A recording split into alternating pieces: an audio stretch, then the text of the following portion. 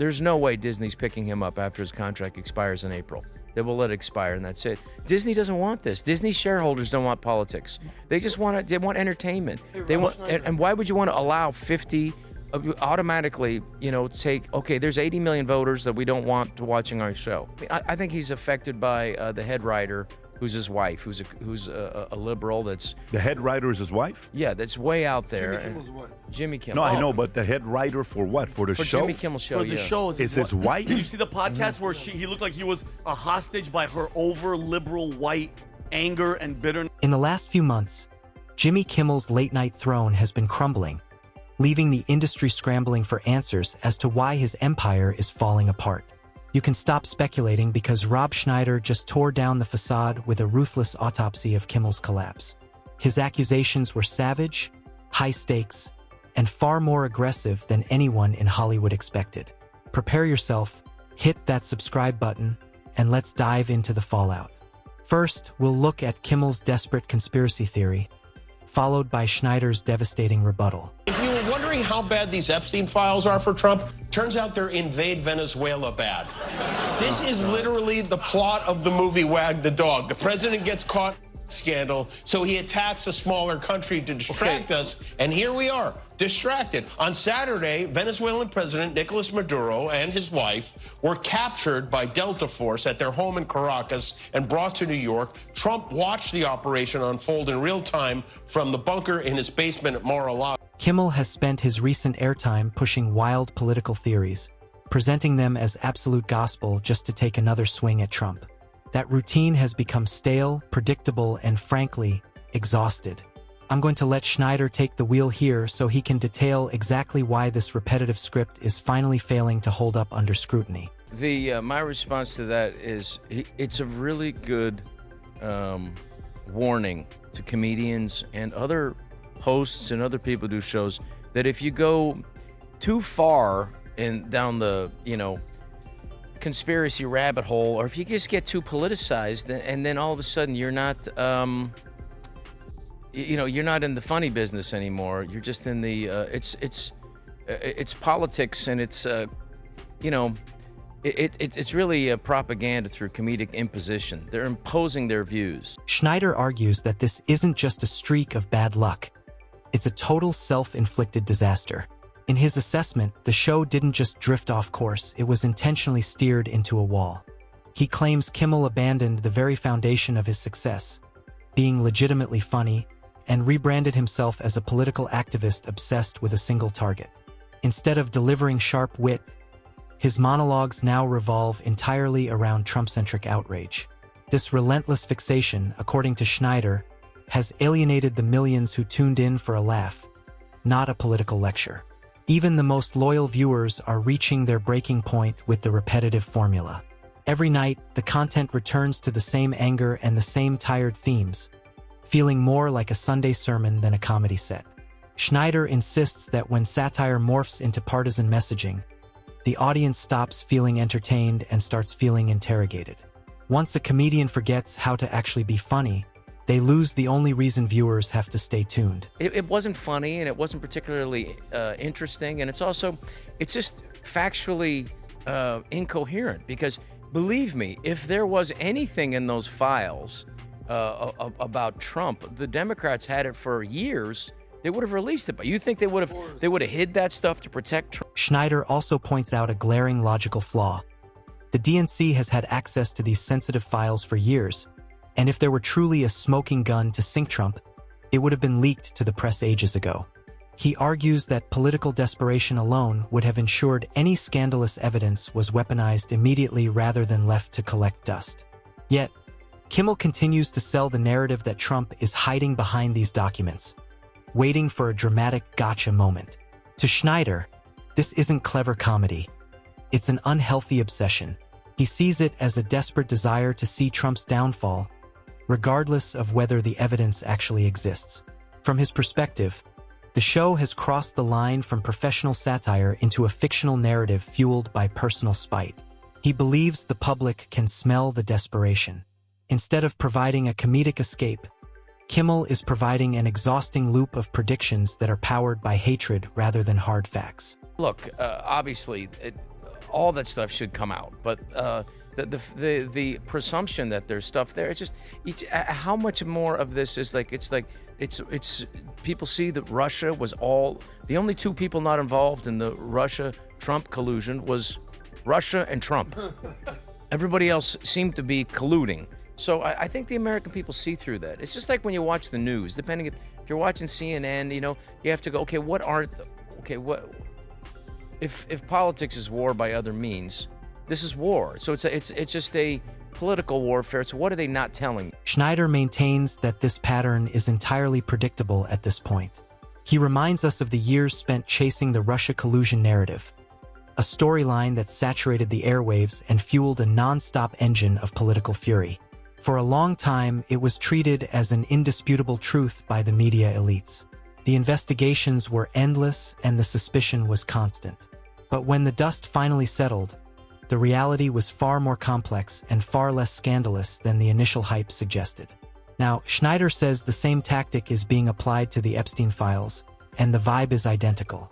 Accusations are being presented as facts before the full picture is even revealed. For Schneider, the cycle is clear. Build a narrative, scream it at maximum volume, and pray something sticks. When these claims fail to materialize, the show's credibility takes a massive hit. Each time this happens, public trust erodes, and viewers become increasingly skeptical of the voices pushing these agendas. It's treating your audience like they're stupid or like they're just in your own political echo chamber. And it's like, he listens, I think he's affected by the head writer, who's his wife, who's a liberal that's... The head writer is his wife? Yeah, that's way out there. Jimmy Kimmel's wife. Jimmy Kimmel. No, I know, but the head writer for what? For the show? Jimmy Kimmel show, For the show is his wife? Did you see the podcast where he looked like he was a hostage by her over-liberal white anger and bitterness? Oh, of course. I think it's obviously... Look, Jimmy Kimmel's certainly capable of being funny. I remember doing... Really? Yes. According to Schneider, the reason Kimmel's ratings are in freefall is simple. People hate being patronized. In his view, the constant stream of conspiracy-tinged commentary doesn't feel like a sharp joke. It feels like a lecture from a high horse. Today's audiences aren't just passive consumers. They have a world of information at their fingertips. With a few clicks, they can verify facts and find different perspectives without needing a late-night host to tell them how to think. So, when Kimmel delivers his theories with absolute certainty, the audience doesn't feel enlightened, they feel insulted. That disconnect is absolute poison for a variety show. Late-night television used to be the place where people went to switch off and relax, not the place where they got hit with more political noise disguised as humor. When viewers realize they are being programmed rather than entertained, they walk away. They aren't just drifting. They are leaving in massive numbers, and Schneider says Disney is starting to feel the impact. I remember doing the show, he was the MC while we did the Hugh Hefner roast 8 days after 9/11. And he was funny. He can be funny. I think when you get so emotionally vested in something, and I just think it's... I will tell you this right now. There's no way Disney's picking him up after his contract expires in April. They will let it expire, and that's it. Disney doesn't want this. Disney shareholders don't want politics. They just want entertainment. Hey, Rob Schneider. And why would you want to allow 50 automatically, take, okay, there's 80 million voters that we don't want watching our show. Schneider doesn't view this as just a creative slump. He sees the cold financial reality. When Kimmel's contract renewal comes up, Disney won't be looking at his history. They'll be looking at the bottom line.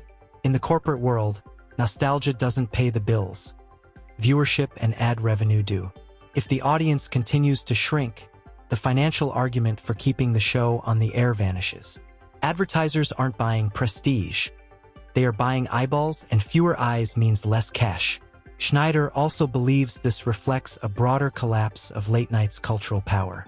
These programs used to thrive on universal humor that could unite people from all political backgrounds.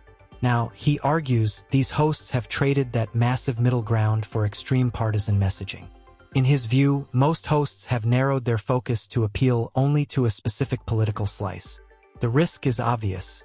When you make the room smaller, you lose the crowd.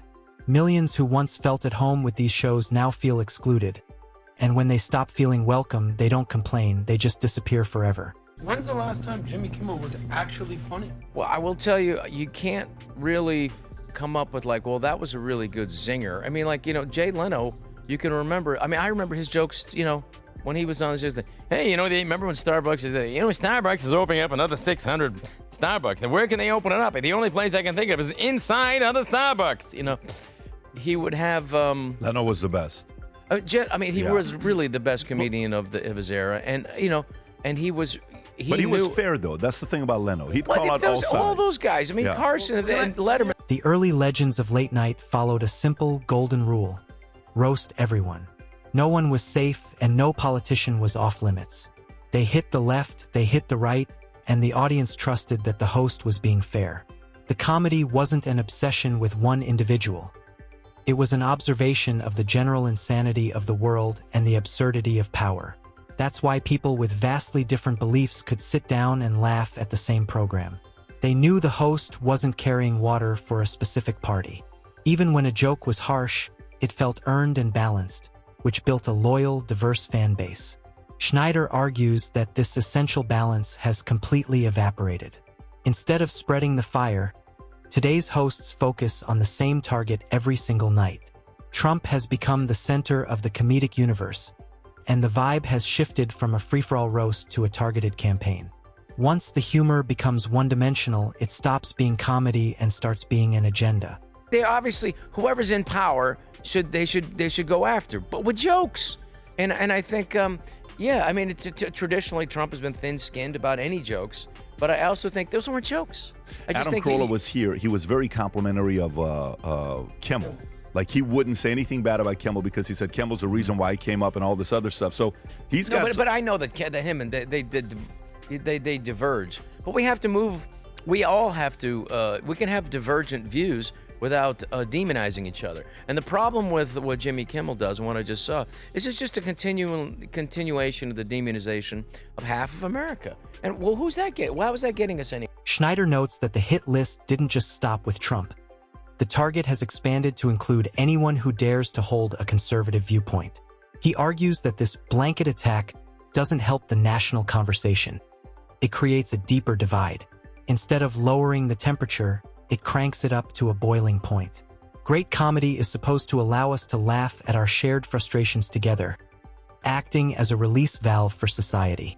But when the jokes only point one way, the room splits in two.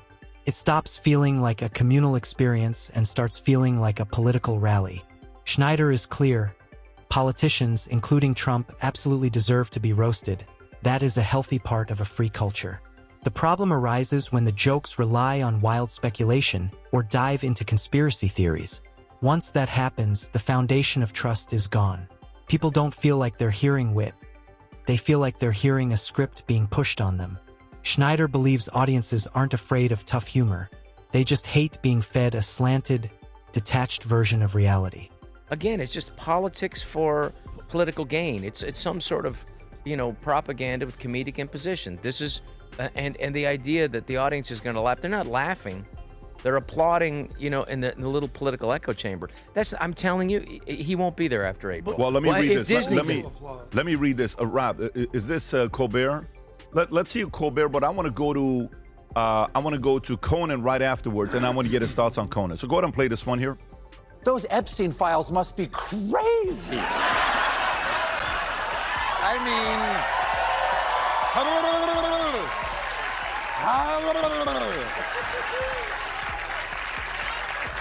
I'm something. I'm anything. It feels like every late-night host is reading from the exact same teleprompter. Every night, the wording changes slightly, but the underlying message is identical. Look at Stephen Colbert. He's out there joking that Trump's foreign policy moves are just a distraction from secret files, framing everything as a hidden plot. The issue isn't the joke itself. It's that the angle is exactly what you'll find on every other channel. Instead of hitting the audience with something fresh or unpredictable, it feels like a recycled echo chamber. Viewers turn on the TV expecting a surprise, but they get a rerun of the same talking points dressed up as comedy. When people realize they are being managed instead of amused, the magic is over. Once that trust is broken, the laughter dies out. People don't just sit there annoyed. They turn off the TV, close the app, and move on to something that actually respects their intelligence. Let me read Conan's and I'm going to come to you. So Conan O'Brien says, F Trump comics have been co-opted by anger, just screaming. Comedian late night show Conan O'Brien criticizes comics who are more focused on screaming about Trump. Rob, was there a clip on this or was this? Okay, go for it. Play this. Some comics go the route of... Can we raise the audio a little bit, guys? I'm going to just say F Trump all the time, or that's their comedy. And I think, well, now a little bit you're being co-opted because you're so angry. You've been lulled. It's like a siren leading you into the rocks. You've been lulled into just saying F Trump, F Trump, F Trump, screw this guy, you know, and I think you've now put down your best weapon, which is being funny. In the end, Schneider's point is undeniable. This is the real reason Kimmel and his late-night peers are hemorrhaging viewers. Late-night TV was once a dominant force because it was sharp, inclusive, and fair, taking aim at everyone with equal intensity. Now, that lens has narrowed into a partisan weapon, fixated on targets like Trump while drifting into the realm of conspiracy. Today's viewers are informed and can see through the bias and the recycled narratives. They aren't easily fooled, and they won't stick around for a show that doesn't respect them. As ratings crater and advertisers pull back, networks like Disney are going to have to make a choice when the math no longer works. Comedy that alienates half the country simply isn't a sustainable business model. Schneider is right. Viewers haven't abandoned satire. They've abandoned an agenda disguised as a punchline. If late night wants to survive, it has to learn how to be funny again. If you're tired of the mainstream media's predictable scripts, hit that like button and subscribe to stay ahead of the curve.